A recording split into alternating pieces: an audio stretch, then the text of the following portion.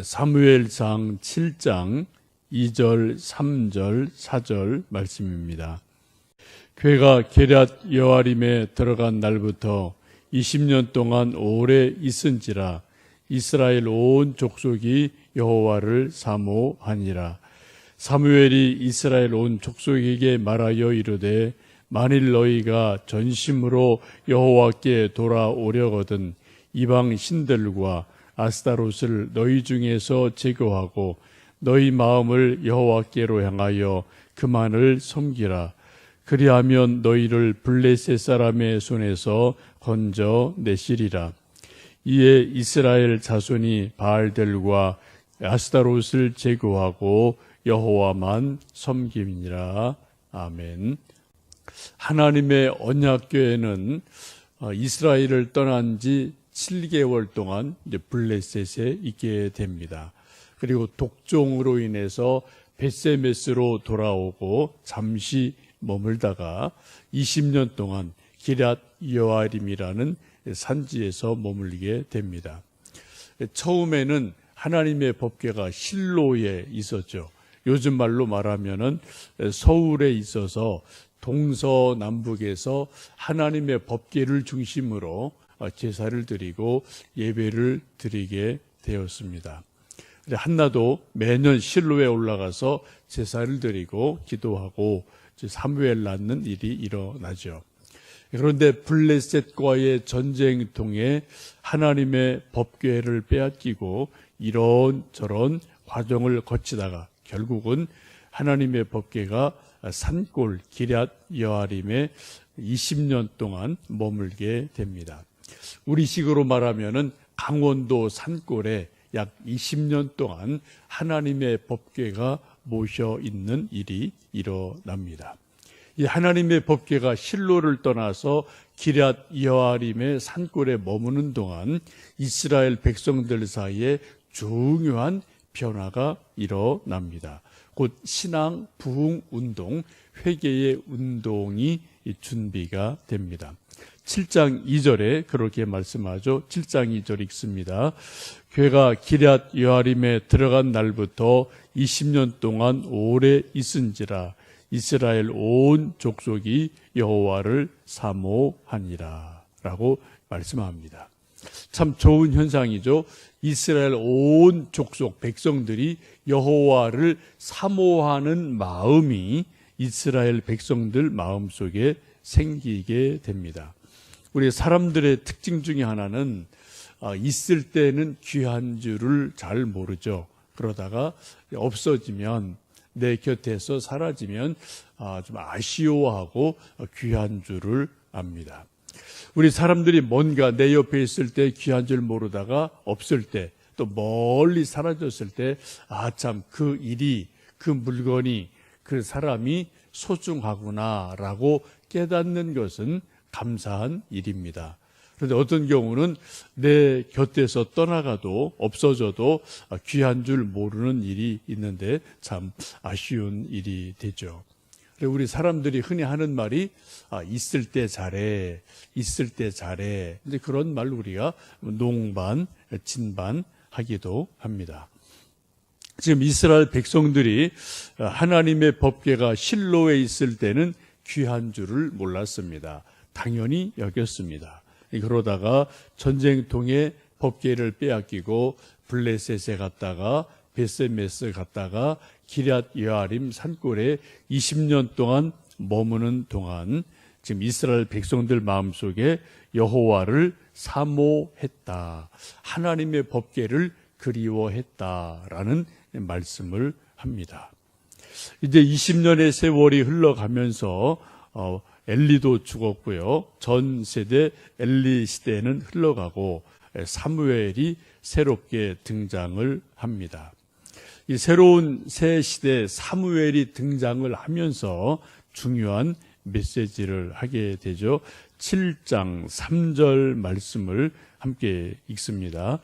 사무엘이 이스라엘 온 족속에게 말하여 이르되 만일 너희가 전심으로 여호와께 돌아오려거든 이방 신들과 아스다롯을 너희 중에서 제거하고 너희 마음을 여호와께로 향하여 그만을 섬기라. 그리하면 너희를 블레셋 사람의 손에서 건져내시리라. 이게 20년의 세월이 흐르고 사무엘의 시대가 새롭게 도래를 하게 되는데, 이때 사무엘이 하는 가장 첫 메시지가 무엇입니까? 회개해라 라고 말씀하죠. 전심으로 여호와께 돌아오려면은 회개하고 이방신 버리고 하나님께로 마음을 돌려라 라고 말씀합니다. 우리 구약이나 신약, 기독교 성경의 가장 중요한 특징 중에 하나는 회개하라는 말씀이 참 많습니다. 구약에도 예언자들의 메시지 대부분은 회개해라, 돌이켜라, 우상 버리고 하나님께 돌이켜라, 이 말씀이죠. 우리 또 세례 요한도 그렇고 예수님도 그렇고 첫 메시지가 회개하라, 천국이 가까웠느니라 라는 말씀이에요. 우리 성경에서, 기독교에서 회개를 빼면은 이야기가 되지를 않습니다. 그래서 우리 모든 첫 메시지, 가장 중요한 메시지는 회개하라, 돌이켜라 라고 말씀을 합니다. 왜요? 세례 요한처럼, 예수님처럼 회개할 이유가 천국이 가까웠기 때문에, 천국 백성이 되려면 그 전제 조건이 반드시 회개하는 일이 있어야만 천국 백성이 됨을 말씀합니다. 회개하지 않고는 과거를 끊을 수 없기 때문에, 새로워질 수 없기 때문에, 새로워지고자 하는 모든 시대, 모든 사람은 반드시 회개를 하여야만 합니다. 이제 여러분 포도나무를 길러보면 아시지만, 매년 이른 봄이 되면은 농부들이 포도나무 묵은 가지를, 큰 기둥을 살려놓고 묵은 가지는 다 잘라냅니다. 그 잘라내는 이유가 뭔가요? 잘라낸 그 자리에서 새순이 나와야 되고, 그 새순에서 비로소 포도 열매가 맺기 때문에 좀 아깝지만 묵은 가지를 잘라내게 됩니다. 단절이죠. 근데 이 단절이라는 것은 그냥 무조건 잘라낸다 이런 것보다는 소위 창조적 단절이 됩니다. 이것을 옛 것을 잘라버리고 창조적으로 새거 시작되는 창조적 단절, 이것이 바로 회개입니다. 그래서 지금 사무엘이 이스라엘 백성들에게 간절히 말하기를, 너희가 전심으로 여호와께 돌아올 마음이 있다면 이방신들 버리고 아스타롯 버리고 회개하고 하나님께로 돌아와라 라고 말씀합니다. 4절에 보시면 이제 이 사무엘의 강력한 말씀을 듣고 이스라엘 백성들이 바알을 버리고 아스타롯을 제거하고 하나님께로 돌아와서 하나님을 섬기는 놀라운 새로운 일이 일어나게 됩니다. 아까 우리가 찬송 불렀던 것처럼 우리가 또 인생을 살다 보면 전화 여러 번이나 마음에서 혹은 말로 혹은 행동에서 하나님을 멀리 떠날 때가 있어요. 그리고 이제 몸은 늘 교회에 왔다 갔다 하지만 정말 우리 마음이 식어지고 마음에서 하나님이 멀어질 때가 누구나 있지 않겠습니까?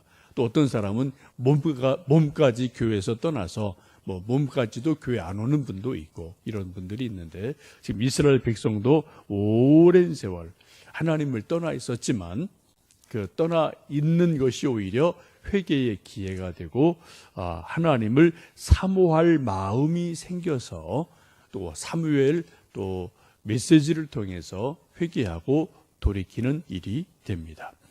이 시간 우리 이 아침에 이 말씀을 생각하시면서 내 마음이 혹시 멀리 하나님과 떨어져 있지는 않는지 내 마음을 돌이켜 하나님께로 향하고 회개하고, 혹시 우리 주변의 가족들, 자녀들, 내 또 친한 친구들이 마음뿐 아니라 몸까지 멀리 떠나서, 교회를 떠나서 아예 교회 발걸음을 안 하는 그러한 우리 가족, 우리 또 친구들이 주변에 있을 수 있습니다.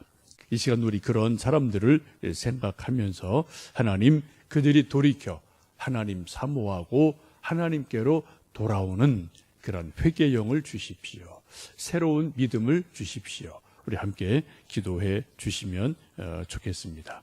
특별히 내일 모레 저희 교회 여름 성경학교를 시작하는데 또 위하여 함께 기도해 주시면 좋겠습니다. 우리 함께 기도하겠습니다.